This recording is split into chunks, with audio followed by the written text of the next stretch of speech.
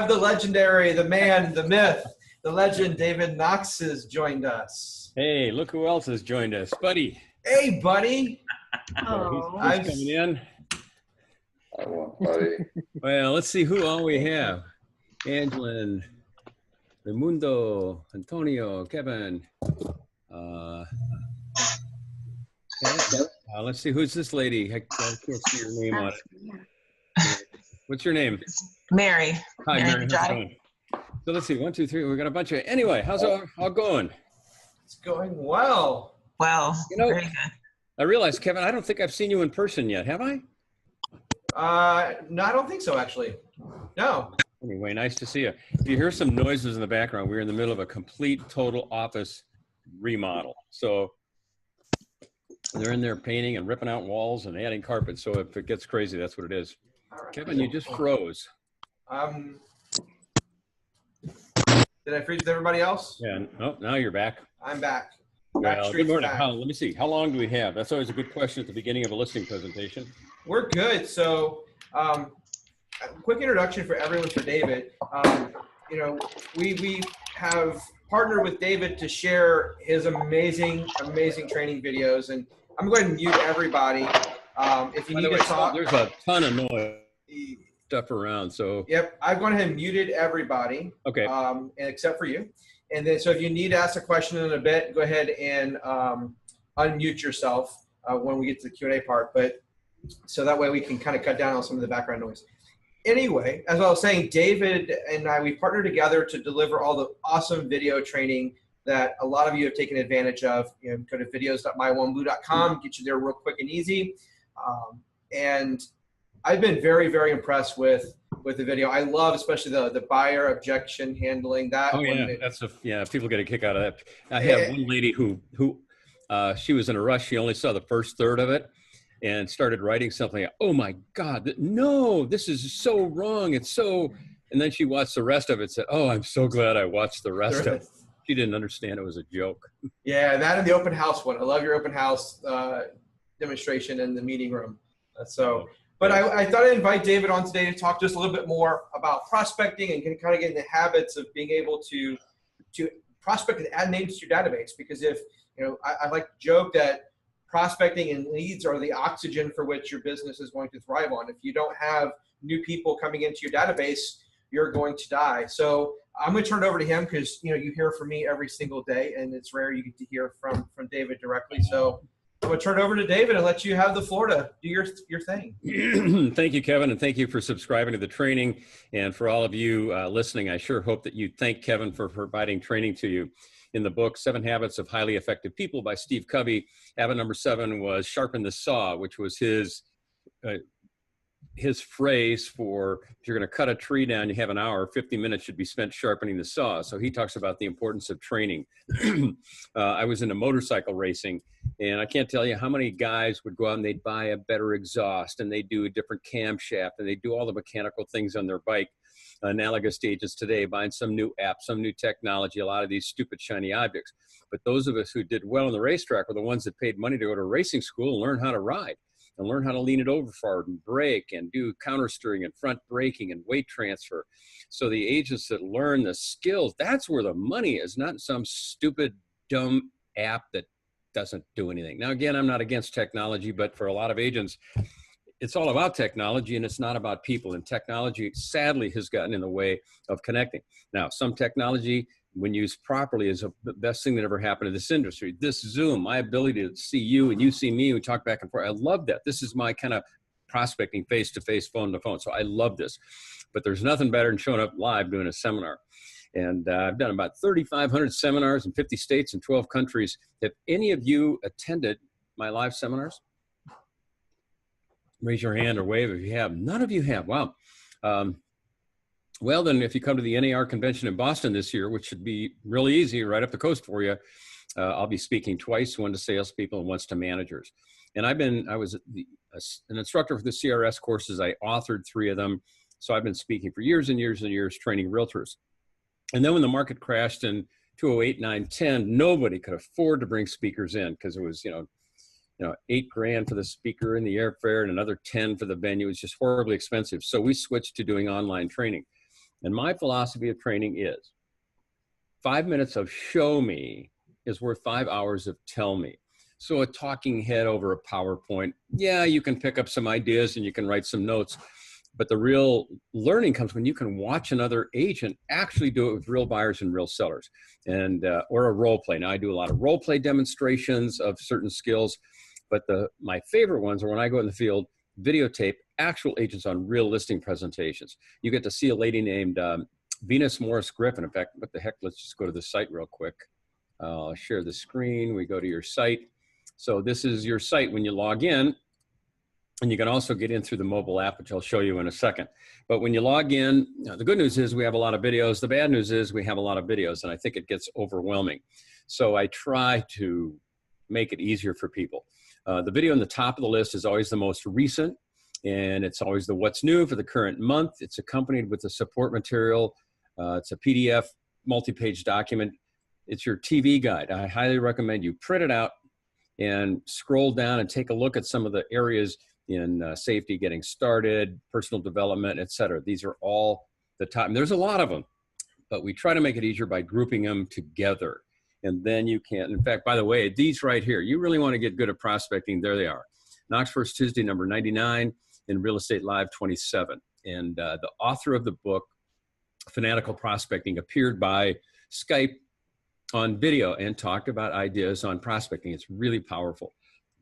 And obviously in the market today, you do not want to work with buyers at all, period. Don't.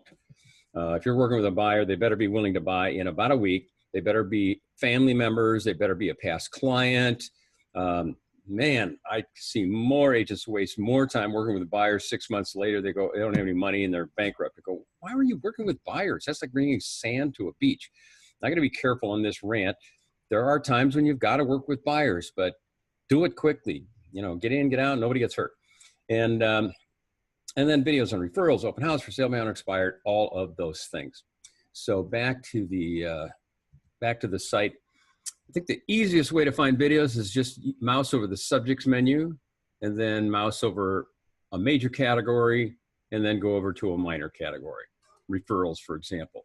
And these are the videos we have on how do you work your CRM? How do you generate business through past clients, sphere of influence, asking the right questions, turning prospects into clients using the right questions.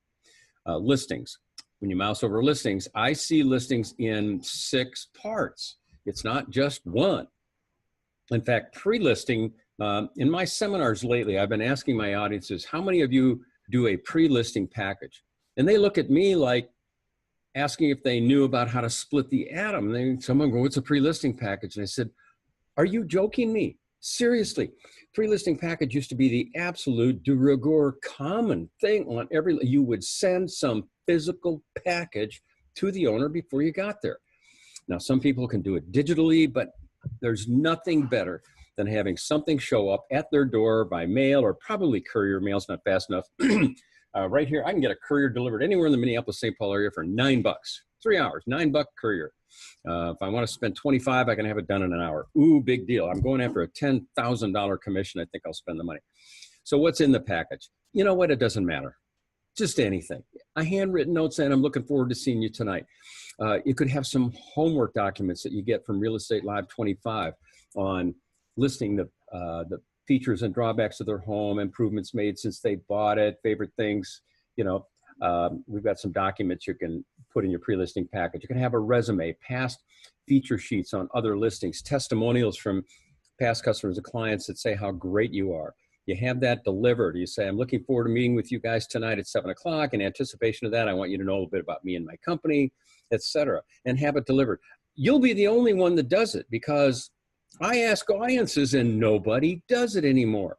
So a lot of what I present, people use the pejorative term old school. God, that's so old school. I am so sick and tired of having people use the term old school in a pejorative fashion. It's old school to let a lady go through the door first, maybe open the door for her. That's old school. I think it's pretty good. Sending a thank you note to somebody, that's old school. I think it's a great thing to do. So I'd like to see more people do fundamental old school, face-to-face, phone-to-phone.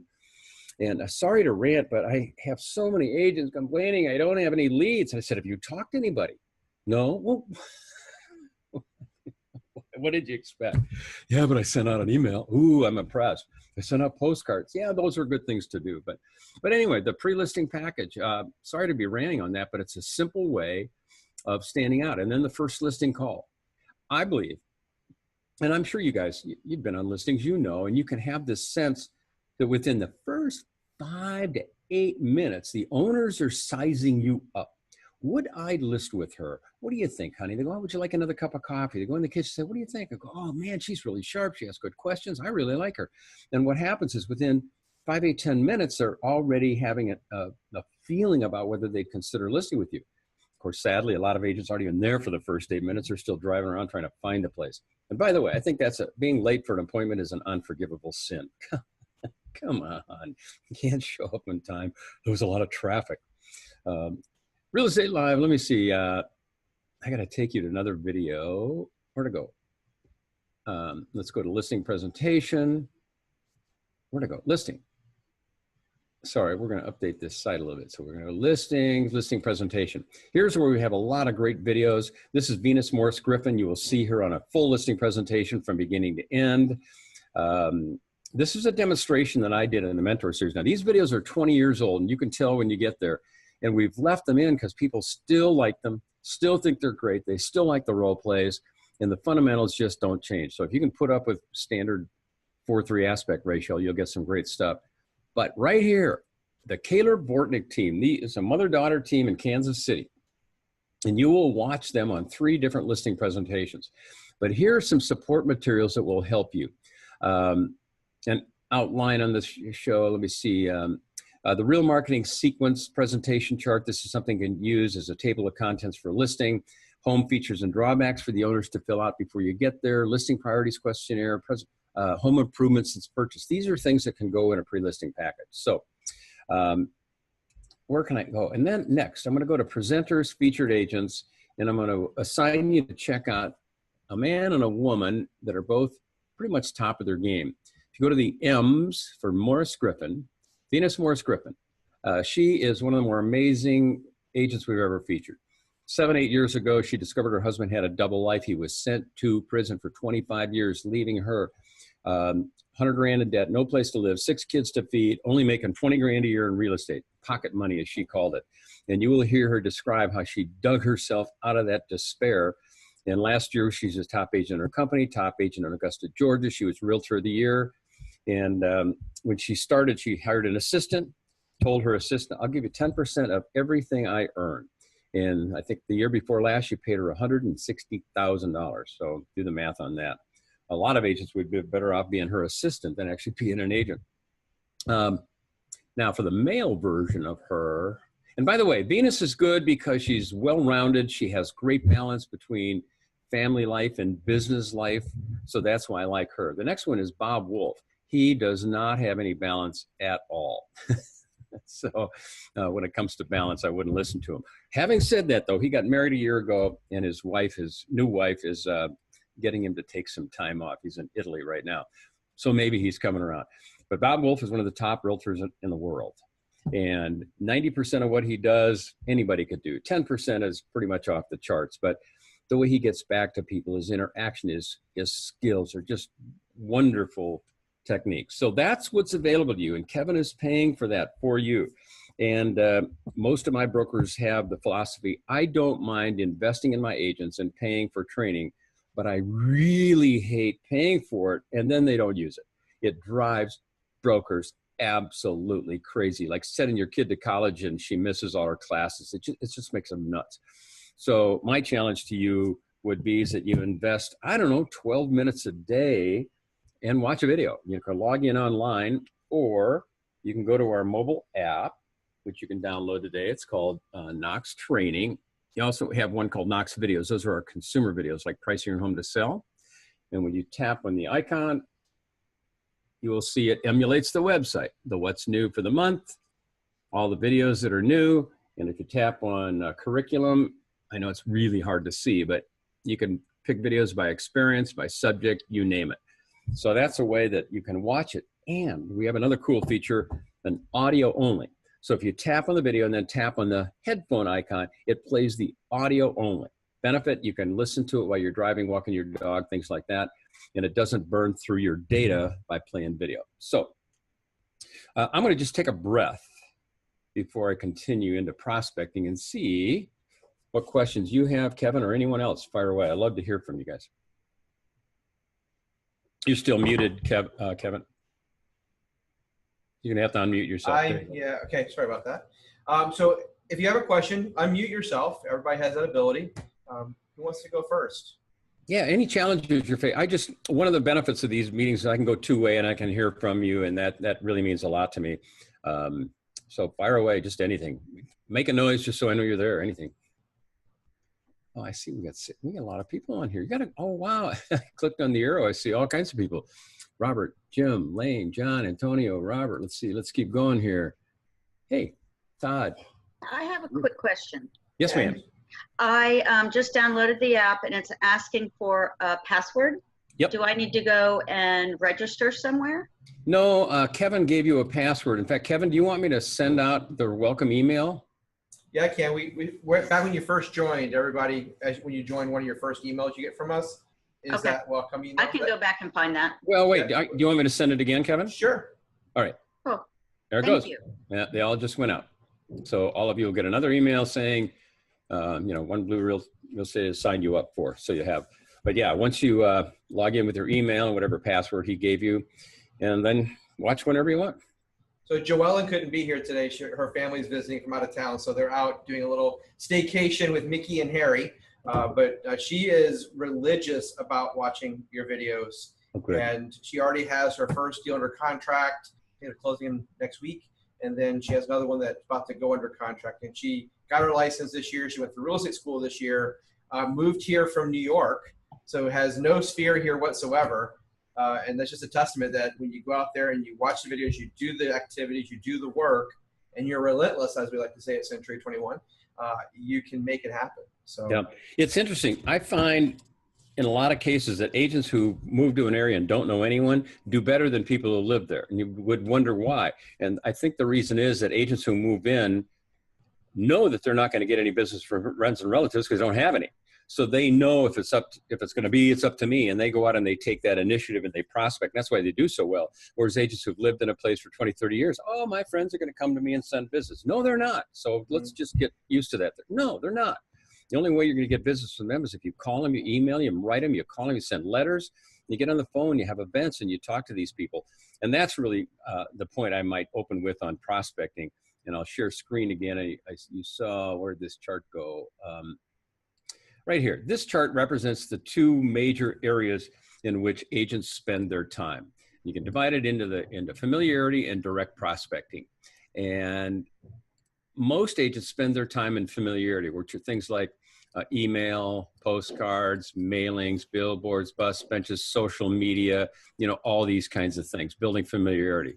Century 21 Corporate does that. Century 21, I believe, is one of the top recognized brands on the planet Earth. I think it's like Coke, Century 21, and McDonald's, or something like that. It's unbelievable. Well, how do you suppose Century 21 became so familiar? Because they spent millions and millions and millions and millions and millions of dollars over years and years and years to build that familiarity.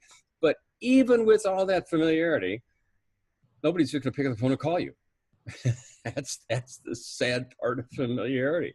You can be as familiar as you want. It's not going to make you a lot of money. You still have to do it. But the way you multiply familiarity is you get the heck out of it and you go up into here, which is direct prospecting. And my definition of that is face-to-face, phone-to-phone. Even our mobile app. I have been promoting our mobile app on every email I sent out at the beginning of the month. The badge is on the bottom of every page on the website. It's in our What's New. We've said it over and over and over and over again, and probably 500 times on videos, everything, building familiarity. And still I do Zooms like this and I ask audience how many have the mobile app, and like one hand goes up. It's like, once again, proofs it doesn't work. The only thing that works is when I see you phone to phone, face to face, Zoom to Zoom, and then I can hold up my iPhone. I can show you the app and take a breath and have you download it. So that's how prospecting is. So if you want to make money, you can't just sit around hoping they come to you. You get one or two. It'll happen. I see Kevin holding up the app. So the message is, if you want to make money in the business, you need to get out of your comfort zone into direct prospecting. And there's a million ways to do it. And, you know, some people don't like cold calling, don't do it. Some people don't like for sale by owners, don't do that. But frankly, you could find a reason not to do anything. So in terms of getting face-to-face, phone-to-phone, let's take a look at the categories. I think the number one fastest way to a listing, well, I'll ask you, if you had to get a listing in 24 hours that wasn't your own home, what would you do? I think they can use the chat too. They can, or you can mute yourself, Keith. Yeah, if you don't want to unmute, you can just type it in. I've got the chat window down on the bottom. You'll see that little chat. You can just type it in. So my question to you is, what do you think is the fastest way to a real listing? If you had to have a listing in 24 hours, or Kevin was going to fire you. Keith, Angela, and Ray, come on, you guys are. Come on, you guys, just pick anything. Just type anything so I know you heard me. Just type hi. Yeah. Do you guys not know where the chat window is? I'm unmuting you. Keith, can you hear me? Angela, can you hear me? Yeah, I can. Okay, Keith Coleman. Good. Thanks, Keith. Hey. What do you think? Keith, what about you? Fastest way to a new listing. Come on. I like the phone. I know, but to whom? What source? I see. Thank you. Okay, knock on doors, Robert. I agree. Knock on doors. Which door? There's a certain door. Probably expired. Yes, sir. Ding, ding, ding. You win. Hey. The reason I put expired's number one is because expired homeowners have done two things that you need to make money in real estate. You want to find somebody that wants to move and who wants to list with a realtor. I mean, all these courses and 400, 500 videos and all the stuff that's out there, the essence of this video, I want to find somebody who's moving who wants to list with a realtor. That's it. When you find that, you make money. Now, you can have 400 or 500 videos on how to find that, but the fastest way, I believe, is an expired listing. Facebook ads, I would put in the concept of familiarity. They are absolutely not direct prospecting. You can do them, but it's familiarity. You could do Facebook ads for the rest of your life, but if you don't respond, if you don't have an offer, if they don't have a way to get hold of you, if you don't follow up, I mean, it's just you might as well light the money on fire. But expired listings, they've already decided to move. They've decided to list with a realtor. Now, the challenge with expired is they had a bad experience their first time around. So for an expired listing, I would go up to the door. I wouldn't call because they're on the do not call list. Maybe they're sick and tired of phone calls. They hang up on you. I wouldn't email them because they delete those. I wouldn't text them. That's annoying. I would knock on the door. Is that more annoying? Yes, but it's more effective. And I would knock on the door. I'm Century 21, One Blue Real Estate. And I saw that your listing had expired. And I wanted to, first of all, say, I'm sorry it didn't sell first time around. But my question to you is, have you relisted? And if the answer to have you relisted is yes, then get out of there. They've already relisted and move on. Then the second question, they said, no, we haven't relisted. Second question is it still for sale? And if they say yes, then great. I would probably go right to, would it be okay if I saw it? Could I take a quick look at it? To which they say, why the heck do you want to see it? You know what? Two reasons. One is, we do a lot of work in this area. Sadly, I didn't have a buyer in the mid 300s for a contemporary over here, so I wasn't able to show your property. But if I see your property and know it, maybe I can, should I come across somebody, at least I'll know about your home. But more importantly, reason number two is you must be curious why your home didn't sell. There are only 3 reasons why it didn't sell. If you give me about 15 minutes, let me ask you some questions, take a look through your home. I'll tell you at least which one it is and you can make a decision. So that's how I work expired listings. And we've got great videos in there. We've got a chart you can use, an expired listing pyramid. The top is the word sale. The bottom is MLS.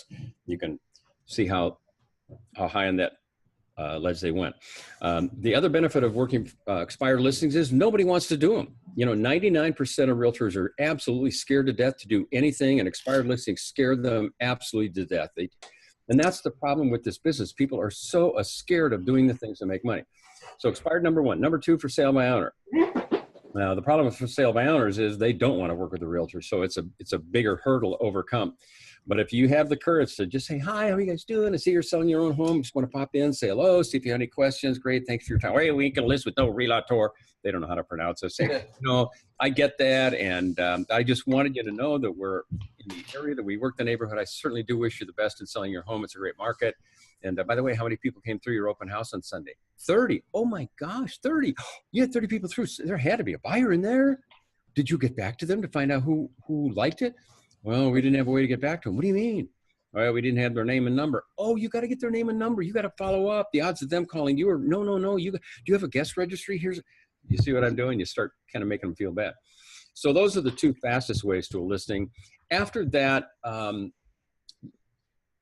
none of them are really fast ways to a listing. Everything else is just is fishing, hoping somebody's going to move. Knocking on doors around a current listing, I think would be the third thing I do, because historically, I've been in the business 45 years, and you can almost set your clock to the fact that when one home goes up for sale, two more go up for sale in about a few weeks, right nearby. And it happens all the time. It's kind of like somebody buys a new car, two people buy a new car because they see that car and they go, hey, honey, I hate my car. Let's get a new one. And I think it happens in real estate as well. So how many of you have a listing right now? Let's see hands. Good. Good for you, Keith. I'm going to keep your hand up. Who else does? Ian.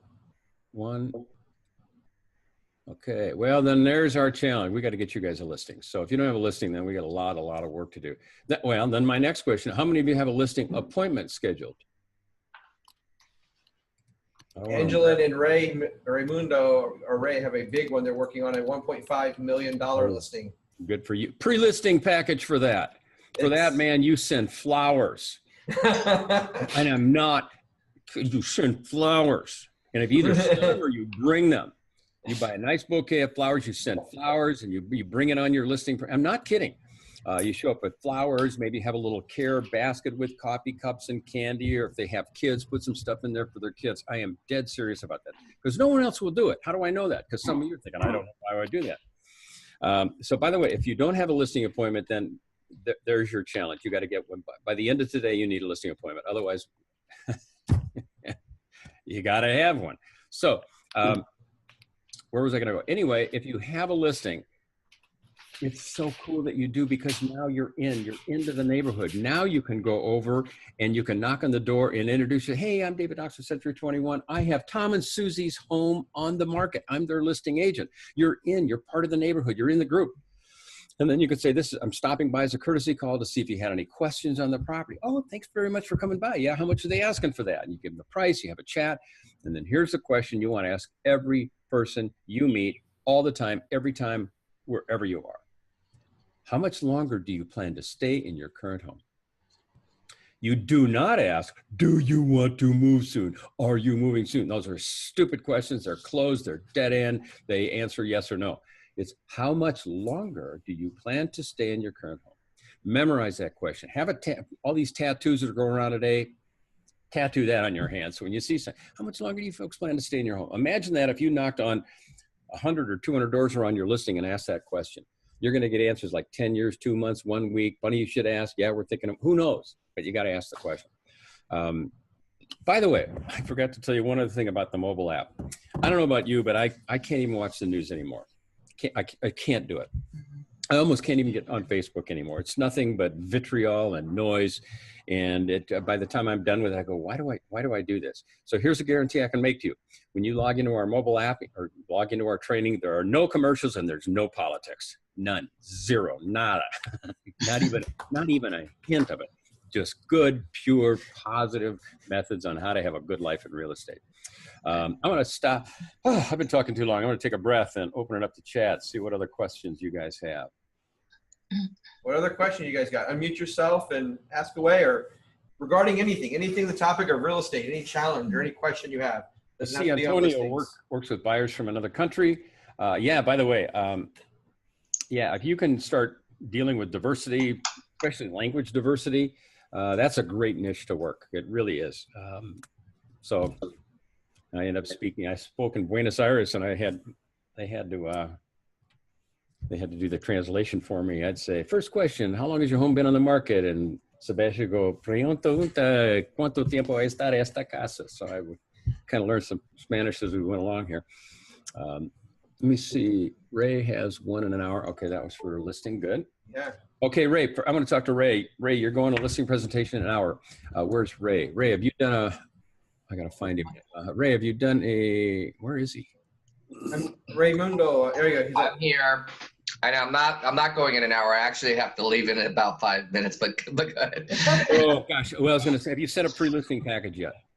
No, Okay, I did well, not. then could you put But this something together? this is a pre-listing appointment because he's not ready to sell just yet. Okay, So and it's a 1.5 million? no, this is That's a about a different one. 240,000. Okay, whatever it is. The key on a first pre-listing appointment is to go in, do not talk about yourself at all. Nothing, never. You just walk in and say, hey, you guys, thank you so much. I consider it an honor to have the opportunity to show up at your property today and have you consider me for marketing your property. Obviously, something has changed in your life. Tell me what's going on with you guys. And there's two ways. You can either sit down and have a nice conversation and take notes first, or you can tour first. The problem with touring first, as soon as you're done, they're going to start asking you about price. So you need to be prepared to delay that and say, you know, your question on price is one of the most important questions every owner happens. And it's so important that I want to make sure that I answer that specifically. So to do that, I do a credit market analysis, and I'll come back tonight at 8 o'clock. How's that work for you? Do you have some idea?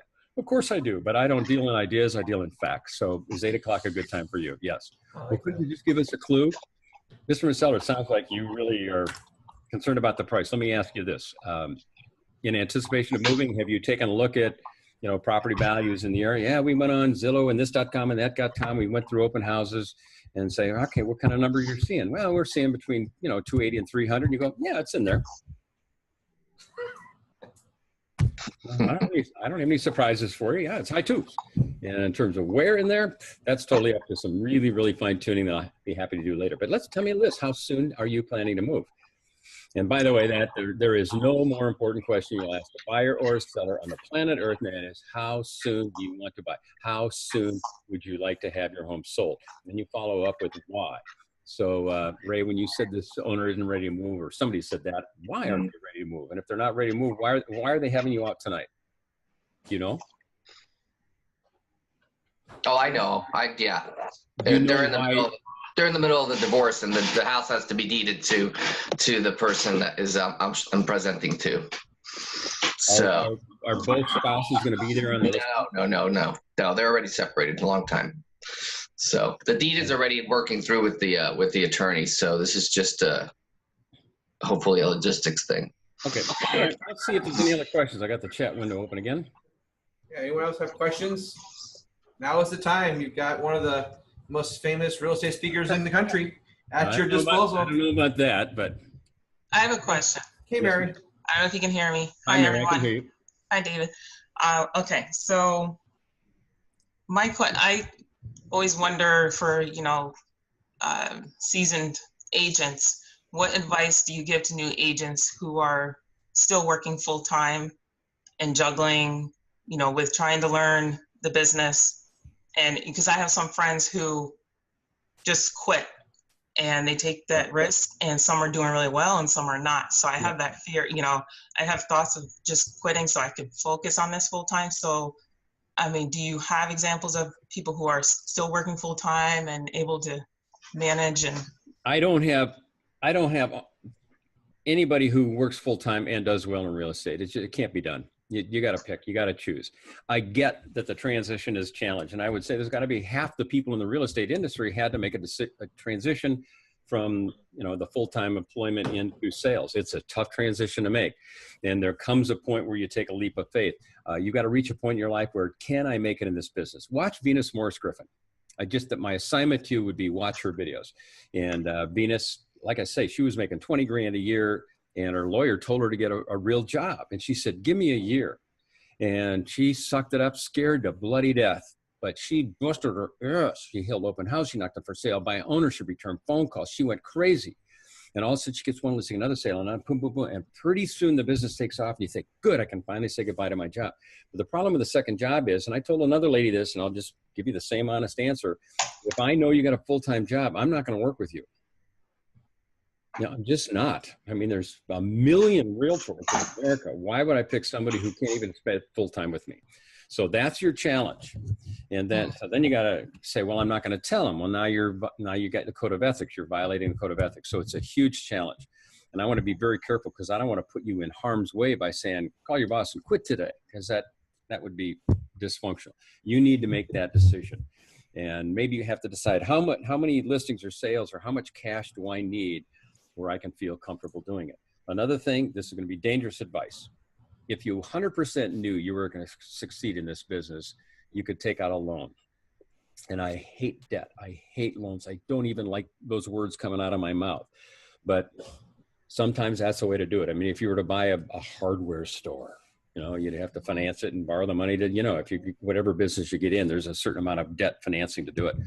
So, but then you got to, your evenings, you better have appointments, better be doing training. The good news is you can get training, you know, you can get training on the go. And if you can get together with another agent, do role playing, that's the two fastest ways to learn this business would be open houses and role playing. So do that. And I'd love to hear from you. Let me know how it works, because maybe you are going to be my story on another video on here's a lady, Mary, who making that transition. What's your job now? I'm insurance adjuster, property insurance adjuster. Okay. That's a good background when you go on a listing and say, you know, my previous work, I was an insurance adjuster, and here are the skills from that specifically carry over to real estate. So that's a good background for you. Okay. She's a hustler. I'm trying to be. I couldn't hear her. Somebody said something. I said she's a hustler for sure. Yep. Well, good. Then if you are, you'll do just fine, because that's what it takes in America today. And that's the problem. A lot of people don't want to hustle. They want it given to them. They just want to sit back and hope it comes to them. And I'm 68, and I've had a lot of help in this world. I got a lot of mentors, but you know, I had to go out and do something about it. What other questions? Anything on the table, whether it's for you want to ask Ruben or Mike a question or David a question. So David, Mike and Ruben are our lender partners that we work with at Equity Prime. So we always invite them to join in. But any question, a transaction, anything you got going on? Now is the time. Use your lender partners. I realize you got to deal with RESPA and, you know, all the proper etiquette and rules of referring buyers, but you know, there's nothing better than working with one of your partners, because they have an incentive to make sure that everything goes well, because then they're going to tell everybody else. So I very much endorse working with your partners. And they're a great group. I actually worked with Curtis at Equity Prime, and then Mike, and then now with Ruben here. So, and they were referred to, Ruben was referred to us by Angelina and Ray. So that's how we got connected with them. And then that's how we kind of reconnected with them. So they're a great group, and they're here. They help us with our Boomtown platform and training. So that has as part of our team. I might close with just this simple advice. When we get off this Zoom meeting, before you do anything, before you open your email, before you get distracted by all the junk in your life, make, I don't know, 5 phone calls. Just 5 phone calls. Past customer, a past client, a friend, just talk to 5 people. For those who've been in the business, make it be a past customer or client. Maybe you, if you know an expired or for sale by owner, like I say, I'd rather see those people in person, but reach out and touch somebody like AT&T used to say, and make that connection. Hey, Dave, we have a question in the chat box from Jim, who did 8 years with new home sales and wondering how he can leverage that. Also, one other complex issue for him is he is an elected official in one of the towns here in the Central Florida area. So he's got that aspect to deal with as well. I would think that would be a benefit. I don't know. Both of those are benefits. I think the fact that you worked in new construction gives you a tremendous amount of credibility and obviously experience, because the only difference between new home sales and resale is that new home sales is very much a product presentation. It's like, if you don't want to buy my product, I have no need for you. It's like working for Porsche. If you don't want to buy a Porsche, pretty much I can't help you. So everything's about selling the Porsche, selling the product. And when you get out of that, all of a sudden it's not about the product, it's about the people, because now you don't care what they buy, because you can sell them anything. And now it's really more of a relationship sale than a product transaction sale. So that would be the difference. But the credibility of having worked new home sales, you're dealing with people's emotion. Obviously, you know the structure better. So and as far as leveraging it, I assume if you did new home sales, you got clients from all those new homes that are, you know, going to buy, sell, refer. So I would be all over those. I'd be on the phone with those guys every day. And by the way, final thing I'd say is time blocking. If it's not on your schedule, it doesn't get done. If I write the words workout on my schedule, I'm far more likely to go down to the gym to work out than if it's on my to-do list. If it's on my to-do list, I can push it next day, next day, next day, next day. When I put it on my agenda, it's like, oh yeah, workout. It's a stark night and day difference. So do time blocking. Yeah, we also, for reference, on myOneBlue.com, guys, we have a great, week in the life of a newer sales agent and an experienced sales agent for time blocking. including your personal life, working out, and all that good fun stuff. So check it out as a good template to get started. Yeah, put personal. In fact, put your fun stuff on first. You know, put your day off down there. You know, decide when you're going to take a day off. Absolutely. Any other questions or comments? I sure appreciate, like I say, your business, and I really wish all of you agents here. I guess I might close by saying this. I've been working with broker owner managers for a long time, and one of the things I know, 100%. Now I'll say 99. There's some stupid ones out there, but 99% of the broker owner managers that I know absolutely want their agents to succeed more than anything for a million reasons. Financial, because they get a piece of the action. Ego, because they want to say, look what I've done to make these people stars. But they have good, strong, positive motivations for having you all succeed. And I've often said that if you wanted it as bad as the Kevins of the world did, you'd make a ton of dough. And talking about the old-fashioned personal ways, I'll share one thing real quick. When I first registered us to have David Knox training, I contacted the office, had a couple questions, and then I registered. And within 5 minutes, the phone rings and it says David Knox. So, and I forget the nice lady's name I spoke with in the office. So I answered thinking it was her, and it wasn't. It was David Knox calling me to welcome me and see what he could do to help us grow. So that tells you just right there. And it's built a connection. So now I feel like I know him. I feel like I've known him for years, and that's helped our relationship to be able to grow to help you. So I just want to share, I've got a handwritten note card over there. I can't reach it with the headphones on, but I kept it. I mean, beautiful note cards, those things matter. Nobody saves a text message. Nobody saves an email, but a handwritten note. No, look at this. This is a handwritten note. I saved that. Here's another one. This is from a young lady. She turned 18, and I've known her since she was 2. And it was her high school grad. She says, "Thank you for the $100 and all the advice you have given me from being 5 years old and growing up with you in my." It says, "And growing up with you in my life has been pretty great." That's that just touches my heart. Those are things I'm saving those. And we have note cards that you can come get at the office, pick up. That we've got them. They're logo branded just to us, so you don't even have to buy them. Oh, you guys, available. I want every one of you to have a stack of 100 of those. You get a roll of stamps, not posted me, a roll of stamps, handwrite these addresses. You should be sending 5 a day for the rest of your life. No, 5 a day for 250 days, just weekdays, 5 a day. And it can be for anything. Thanks for your time. You get on the phone, call somebody, send it out for sale by owners, expires, anybody. But send out a handwritten note and get in the habit of doing that. And my desk is out there, but I've got a fountain pen and a stack of note cards and business cards, and write them out. Well, thank you guys. Appreciate your time today. Yep, appreciate it, David. So everybody stay on. We'll do a couple things internally, but appreciate it, David. Have a great day. Thank you for joining us. Yep, bye-bye now. All right, everyone else. So what questions, what things can I do for you? We have Mike. We have Ruben on the line. I'm going to unmute everyone now. So if you're still muted, it's because you muted yourself, so I can't unmute you. But what questions, what can we do for you before we end the call today? Still got 15 minutes of time. I have a question. Yes, Mary. I know you said you were making changes because Bill has left. You're making or still setting up the mentoring program. When is that supposed to roll out again? Is that going to be closer to the fall, or? I'll send you a link, and when we're done, and you can book some time with me and let's chat. Okay. And don't forget, at the bottom of my email, everyone, there are some links. You can always just it's calendly.com/oneblue or oneblue-Kevin, I think it is. But I'll send it out, make sure everybody has it. You can book time with me anytime. Okay, my calendar is always available. All right, there's the cat. Hi, Angela. I just saw a tail go across the camera. That's kind of funny. Kelso. You're welcome, Antonio. What other questions? Oh, you have a buyer in Brazil, Antonio? You can talk, Antonio. You have a mic? Oh, yeah. Yeah, we can hear you. Actually, he's waiting for me. I need to call them. Okay. Yeah. See you, buddy. All right. Hey, Kevin. Yeah. What did David say about something about open houses? It's like the two things is do your expireds, do, FSBOs, face-to-face, and something, and open houses. Hold them? Like holding open houses or just going to open houses? Probably holding. Yeah, I didn't write that down, but anyone else pick that up? Yeah, I think he was talking about holding them. For other people? I mean, if you don't Yeah, have, you can I do it guess. for other people.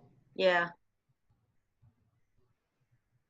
So, and there's definitely check out. There is an open house demonstration video that he has on his on the website. It's awesome. It's hilarious. You're gonna laugh as you watch it because he does show you the bad ways to do it in 2 different routes, and then he shows you the good way. Same thing with the buyer objection handling. The absolute worst way to do it, then a not so great way, but then the right way.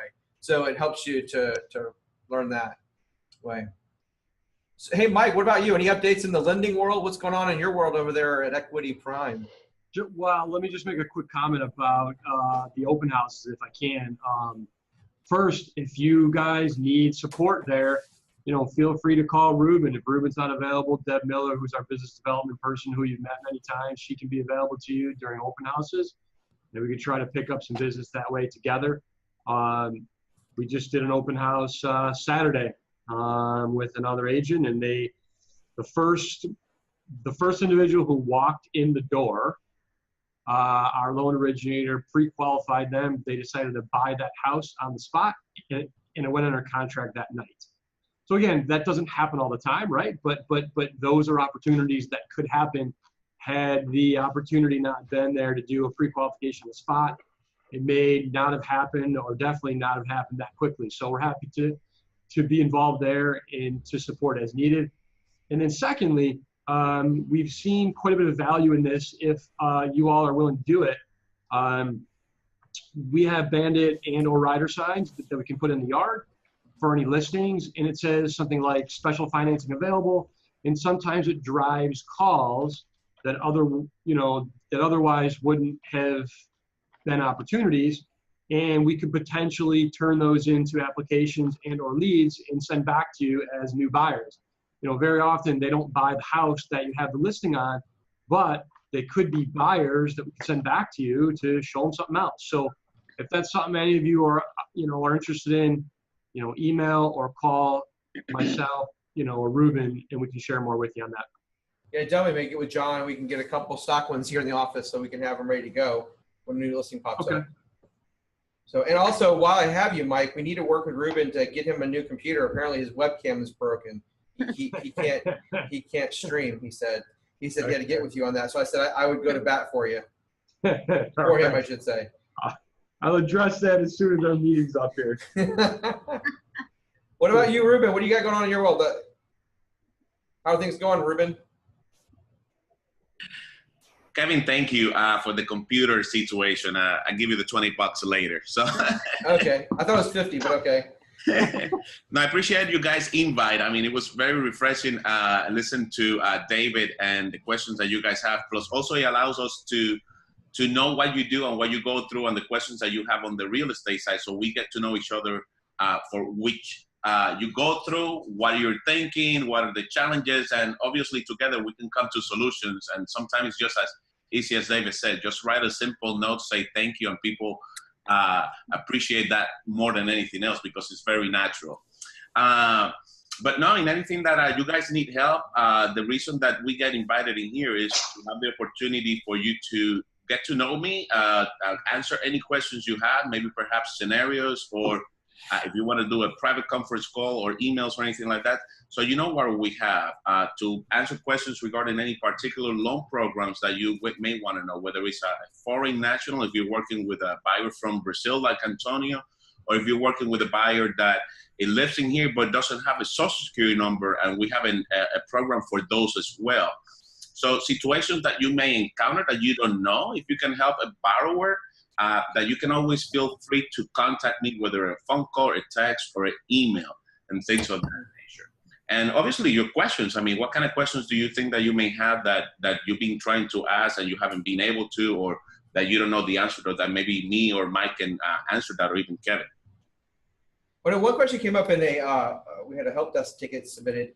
Why don't you talk real quick about the difference between what you do to qualify a buyer before you issue that letter versus some of the competition? And what are actually the steps? So when you hand us that pre-qualification letter, what have you done with that buyer to verify they're able to buy a home? Thank you. That's actually a very good question. One of the things that we do a little bit different is when we take the information, we take a complete application from the borrower. Obviously, we get to meet them over the phone. We do what is called discovery. I like to get to know the persons first before we start into doing business with them. One of the things that I normally do with the borrowers over the phone is, since I don't have the opportunity or the advantage of being in front of them, I try to make them laugh in the first few minutes so they feel comfortable enough that they're talking to a human being, and it's not about sales.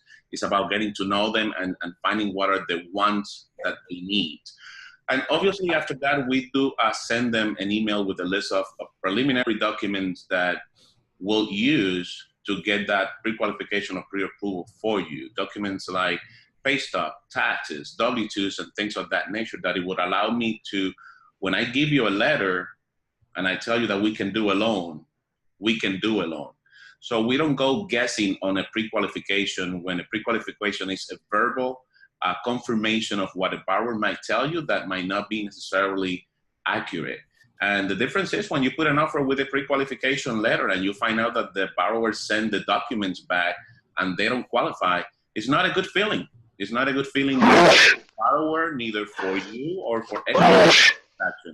We just wanted to make sure that when we give you that letter, it is something happened. Was that the cat? No, God bless you, Keith Miles. Oh, Keith was. My cat sneezed a minute ago. And it scared the heck out of me. All right. So anyway, when we give you that letter, we are telling you, listen, I can do the loan. And that is bottom line. I don't like to waste time, and I don't want to waste your time and your borrower's time. That's the biggest item that a person is going to purchase in their life. So I take it very personal and very serious when I give you a letter that it says we can do the loan. Right, yeah, definitely. Well, I appreciate that, because, you know, and at the end of the day, whether or not you want to show a home to a buyer is up to you. Our recommendation is, for a couple of reasons, including agent safety, that they're working with a lender if they're going to be financing, and that lender has verified their pay stubs, their bank statements, pulled the credit, not just looked at the credit score, but actually looked at the credit report. That just gives you some additional certainty that they're able to purchase, but also if their intentions are something wrong and criminal, they're not going to turn over all that information to a lender. And if it's a cash borrower, making sure that you're getting proof of funds and that it's recent, and you contact the bank to verify that that person in fact does have an account there. It's great for safety, and it's great for not wasting your time, because there's other buyers in line or other listing appointments you go on, and you want to waste time with someone who can never close the deal. So.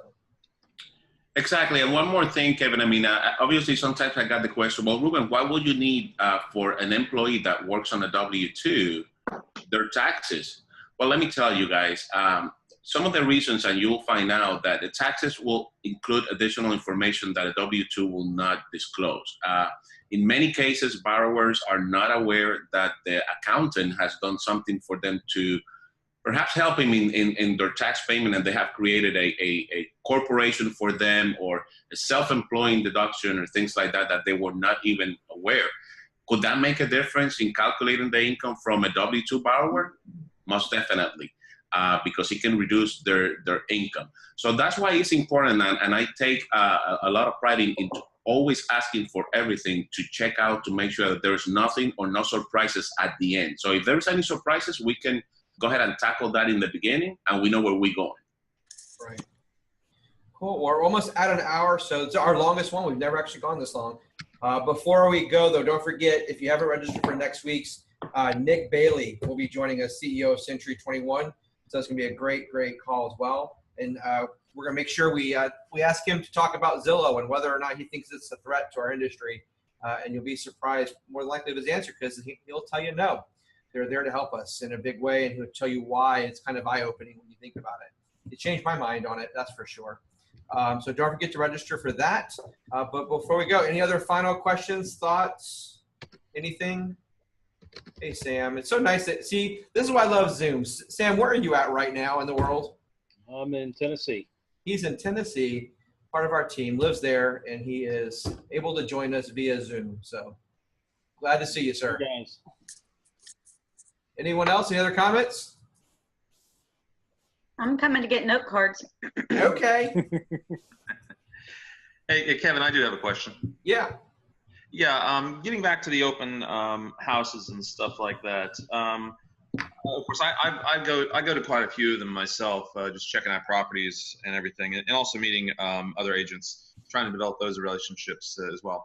But I've had some agents actually offer up to me to hold their open houses, and I guess I'm thinking that if I'm going to hold an open house, I would rather hold it for somebody that's got a listing in One Blue.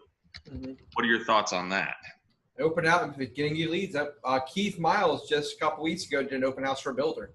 He went and found a builder that was letting him in one of his inventory homes hold an open house. So I would look for builders first, but if there's not a listing you want to hold an open house with that we have, then either go get a listing and then hold an open house, or if you have a friend or someone you know in the business that you want to hold an open house with, if they're agreeable to it, and make sure you have something in writing that says the leads belong to you. Right? So that anybody comes in, those are your buyer leads, and go for it. Is there a standard form, or you just get an email from them, just an email confirmation type of thing for the buyer? I would just get something in writing. Okay. Okay. Thank you. You're welcome. Any other questions? Comments, concerns, thoughts?